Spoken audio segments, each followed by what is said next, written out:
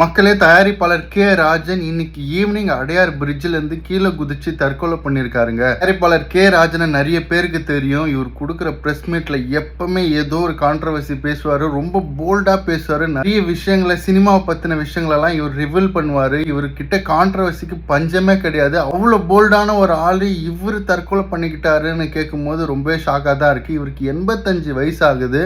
இன்னைக்கு evening driver கூட கார்ல போயிட்டு அடையார் பிரிட்ஜில் நிறுத்த சொல்லிட்டு இவர் மேல இருந்து குதிச்சு தற்கொலை பண்ணிருக்காரு. இப்போ அவரோட உடம்பு பிரேத பரிசோதனைக்காக போயிருக்கு. இதுக்கப்புறம் தான் போலீஸ் விசாரிப்பாங்க இவரோட இறப்புக்கு பின்னாடி என்ன காரணம் இருக்குதுன்னு. மக்களே, இப்பெல்லாம் நிறைய பேர் எமோஷனலா பிரேக் டவுன் ஆகிறதும் இந்த மாதிரி தவறான முடிவுகள் எடுக்கிறதும் பார்க்கறதுக்கே ரொம்ப பயமா தான் இருக்கு. இதுக்கு பின்னாடிலாம் என்ன காரணம் இருக்குன்னே தெரியல. இவ்வளோ ஸ்ட்ராங்கா போல்டானவங்களே இந்த மாதிரி தப்பான முடிவு எடுக்கிறாங்க.